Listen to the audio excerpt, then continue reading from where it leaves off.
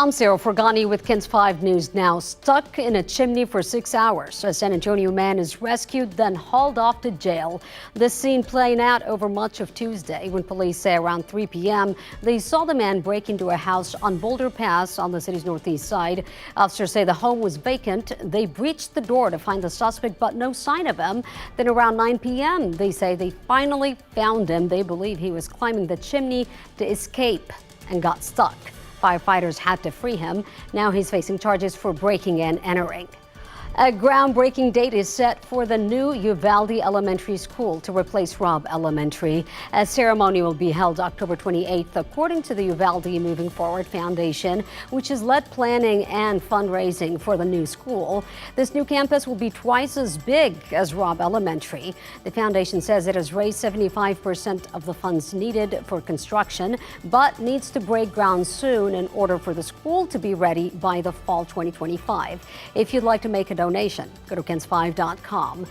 Harsher penalties for repeat offenders. That's what a San Antonio woman wants after watching a wild chase fly by her home. Treating criminals like toddlers and letting them get by with anything and everything and just saying, oh, well, they're not going to do it again. No.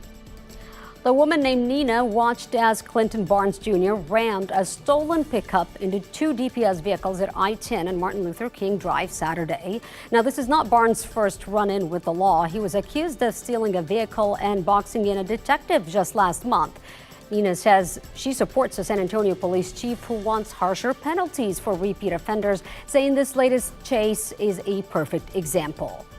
Vacant structure fires are a growing problem in San Antonio. Nearly 30% of all fires in the city this year have been in abandoned buildings. In several cases, investigators believe those empty buildings were being used by squatters at the time of the fire. Joe Arrington with the San Antonio Fire Department said they're also working with the city to better mark dangerous buildings that are unstable. Arrington says with winter approaching, we could see more fires as the homeless look for shelter and ways to stay warm. Two lawmakers from San Antonio are renewing the debate on dangerous dog laws in Texas. They have refiled the Ramon Najera Act. 81-year-old Ramon Najera was attacked and killed by a group of dogs earlier this year. The legislation, which was vetoed by Governor Abbott, would have made it easier for cities to investigate dangerous dogs. At the time, the governor said the state's laws were already strong enough. A homeless man marks the 11th death at the Bexar County jail this year. Now the sheriff saying the man should not have been in their custody in the first place. 63-year-old Ed Penix was found in his infirmary cell unresponsive Tuesday morning.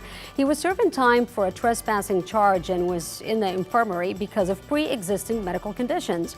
The cause of his death is under investigation now, but Sheriff Javier Salazar issued a statement saying this: Penix was homeless, mentally ill, and had major medical issues. Jails are not the appropriate place for people in those situations, end quote.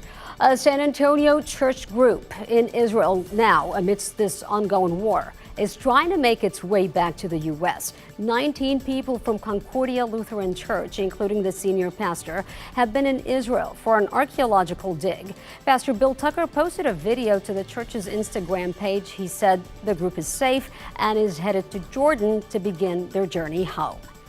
Speaking at NEISD's MacArthur High School, Senator John Cornyn pledged solving the fentanyl crisis would be a priority.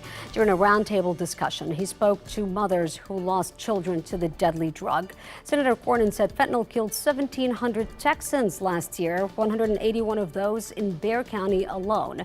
The senator stressed the urgent need to decriminalize fentanyl testing strips through legislation he introduced in Washington. Northeast ISD became one of the first school districts in Bexar County to supply its campuses with Narcan in case of a fentanyl overdose. Several bills to curb illegal border crossings are being debated now at the Texas Capitol. Senate Bill 4 would increase punishments for human smuggling. Senate Bill 11 would make it a crime to come into Texas illegally. Supporters say it's about letting Texas protect its own borders, but some who testified on Tuesday raised concerns about allowing local police to arrest and remove migrants and how it might contribute to racial profiling. Both bills advanced out of committee and will go to the full Senate for debate. 34 Texas horned lizards are reintroduced into the wild thanks to the Center for Conservation and Research at the San Antonio Zoo. This is all part of a reintroduction project where the lizards are monitored after release. The zoo said in the past reptiles were doing well and breeding successfully. Another release is happening later this month. For today's forecast, let's see what Paul has. Man, I used to play with those all the time when I was a kid.